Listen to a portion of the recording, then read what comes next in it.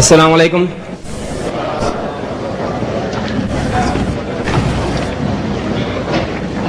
Bismillahirrahmanirrahim. Au nom de Dieu, le clément, le miséricordieux. Most gracious, most merciful. My beloved brothers and sisters and friends, Chers frères et sœurs, Muslims, et chers amis musulmans et chrétiens, we welcome you tonight to this nous sommes heureux de vous accueillir ce soir pour un débat entitled historique dont le sujet est la crucifixion For Fiction. est-elle une réalité ou une fiction? The format of tonight's debate Le temps de parole sera réparti de la manière suivante. La parole sera d'abord donnée au premier intervenant pendant 50 minutes. The second speaker Le second interviendra ensuite pour une durée de 60 minutes. come again, and Puis le premier reprendra la parole pour conclure en 10 minutes. after that, use the audience Vous aurez ensuite l'occasion de participer au débat et de poser vos questions. So with that, brothers and sisters, we're going to Et maintenant, chers frères et sœurs, nous allons jouer à pile ou face et celui de ces messieurs qui gagnera choisira de parler le premier ou le second.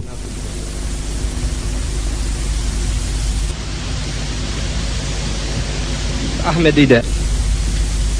أعوذ بالله من الشيطان الرجيم بسم الله الرحمن الرحيم وقل جاء الحق وزهق الباطل إن الباطل كان زهوقا وننزل من القرآن ما هو شفاء ورحمة للمؤمنين ولا يزيد الظالمين إلا خسارا صدق الله العظيم. Mr. Chairman Monsieur le Président, and my dear brothers and sisters, chers frères et sœurs, at the outset, since I'm pour commencer, puisque j'ai choisi de parler le premier et qu'il me semble voir des chrétiens parmi l'assistance, Christian faith, je voudrais exposer notre position à l'égard de la chrétienté. that Islam is the only L'islam non-faith est la seule religion non chrétienne article of faith qui croit en Jésus. believe in Jesus. Un musulman ne serait pas un musulman s'il ne croyait pas en Jésus. We are made to believe that Jesus Christ Nous croyons que Jésus est l'un des envoyés de Dieu. We believe in his miraculous birth. Nous croyons à sa naissance miraculeuse que beaucoup de chrétiens contemporains contestent. Translated, Nous croyons qu'il est le Messie, traduit en Christ. Et nous croyons qu'il a ressuscité les morts par la permission de Dieu et qu'il a guéri les aveugles de naissance et les lépreux par la permission de Dieu. is going together. Les chrétiens et les musulmans se rejoignent sur ce point. Takes place Mais par contre, ils divergent sur 3 autres sujets, the original sin, à savoir number 2, le péché originel, Christ, and number la 3, divinité de Christ these are et la crucifixion. between the Muslims and the Christians. Voilà les points de désaccord entre les chrétiens et les musulmans.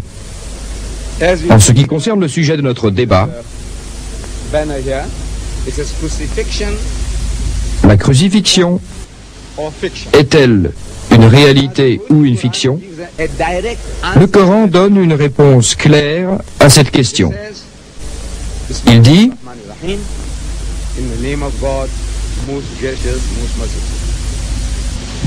au nom de Dieu le clément, le miséricordieux, Inna qatalna al-Masiha Isa ibn Maryam Rasulullah. And they said in boast that we killed Christ Jesus, the son of Mary, the apostle. c'est-à-dire ils disent avec fierté, nous avons tué Jésus-Christ, le fils de Marie, l'envoyé de Dieu. Wama salabuhu. Et le Coran continue, Kill him, nor did they crucify him. c'est-à-dire, mais ils ne l'ont ni tué ni crucifié, It was made mais ils furent abusés par quelques ressemblances. inna alladhina Ceux qui ont été en désaccord à son sujet doutèrent certainement de sa vraie identité, car ils n'avaient de lui aucune connaissance sûre, si ce n'est une simple conjecture, et ils ne l'ont pas tué pleinement, fiction. convaincus de son identité. Qataluhu yaqinan, for of a Une surety hypothèse, une fiction. killed him. Il est sûr qu'ils ne l'ont pas tué. It called Cet événement décrit par les chrétiens comme étant une crucifixion, C-R-U-C-I-F-I-X-I-O-N, crucifixion, by nails or ropes or crucifixion, attacher quelqu'un à la croix par des clous, des cordes, kill ou des ficelles, jusqu'à ce que mort s'en suive. Crucifier veut dire faire mourir sur une croix de quelque manière que ce soit. Crucifixion. Crucifixion, nous disons que c'est une crucifixion. Crucifixion. Cela peut se prononcer crucifixion ou crucifixion. Crucifixion ou crucifixion. L'épellation nous montre la différence entre les deux termes. Du point de vue de l'islam, il s'agit d'une fiction. Alors, quand nous disons que c'est de la pure fiction, les chrétiens produisent des preuves tirées de leurs livres. Ils disent, nous avons un texte écrit par nos témoins et vos témoins, en ce qui concerne la véracité de ce fait qui s'est produit il y a quelques 2000 ans. Jésus-Christ a été attaché et tué sur la croix, et il y a près de 2000 ans.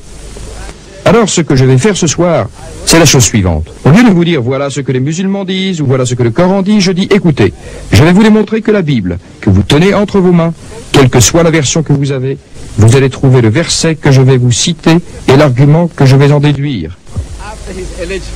Jésus-Christ, après sa prétendue crucifixion, est allé dans cette pièce où il avait pris son dernier repas avec ses disciples. Il entra donc dans cette pièce, mais il leur dit, en hébreu, Assalamu alaikum, ce qui veut dire que la paix soit avec vous. Quand les disciples entendirent cela, ils étaient terrifiés. Je demande à mes amis instruits, mes amis chrétiens instruits, pourquoi étaient-ils terrifiés? Quand vous revoyez votre maître que vous aviez perdu de vue, ou votre oncle, ou votre grand-père, ou votre prêtre, ou votre gourou, les Arabes et les Juifs s'embrassent. Ils s'embrassent sur le cou pour montrer leur affection. Au lieu de faire cela, les disciples étaient terrifiés. Je voudrais savoir pourquoi. Pourquoi étaient-ils terrifiés? Le chrétien me dit que d'après l'Évangile, selon Luc, chapitre 24, les disciples étaient terrifiés parce qu'ils pensaient avoir affaire à un esprit. Un fantôme, un spectre. Luc dit, ils pensèrent qu'il était un esprit. Je dis, ressemblait-il à un esprit? Ressemblait-il à un fantôme? Ressemblait-il à un spectre? Le chrétien me dit non. Pourquoi donc s'imaginèrent-ils voir un esprit alors qu'il n'en avait pas l'air? La question le troubla. Les chrétiens instruits se troublent toujours quand je leur pose des questions. Pourquoi pensèrent-ils que Jésus était un esprit alors qu'il ne ressemblait pas à un esprit? C'est parce qu'ils avaient entendu dire, les gens parlaient, vous savez, que le Maître avait été crucifié. Ils ont appris par ouï-dire qu'il était mort. Ils ont cru les rumeurs disant qu'il était mort et enterré pour 3 jours.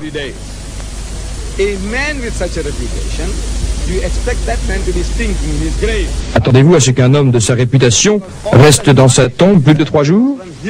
En fait, toutes les connaissances des disciples provenaient de la rumeur publique.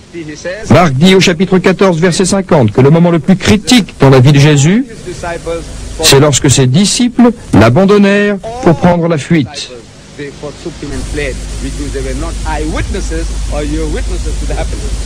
Tous ses disciples le délaissèrent et prirent la fuite, ce qui veut dire qu'ils n'étaient pas nos témoins, ni vos témoins, de ce qui s'est réellement passé.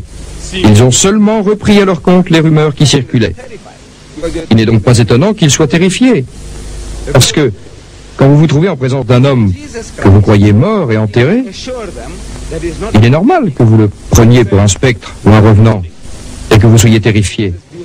Jésus chercha à les rassurer, et à leur faire comprendre qu'il n'était pas ce qu'il croyait être. Il dit, je cite, « Regardez mes mains et mes pieds, regardez-les, c'est moi en personne. Qu'est-ce qui vous prend donc? Pourquoi avez-vous peur de moi? » Il dit, « Touchez-moi et voyez. Touchez-moi et voyez. » Car un esprit n'a ni chair ni eau, comme vous voyez que j'en ai. Un esprit veut dire n'importe quel esprit. Il s'agit là d'une vérité évidente, axiomatique. Vous n'avez besoin de la prouver ni aux juifs, ni aux athées, ni aux agnostiques. C'est une vérité axiomatique qui doit être admise, qu'un esprit n'a ni chair ni os. Alors,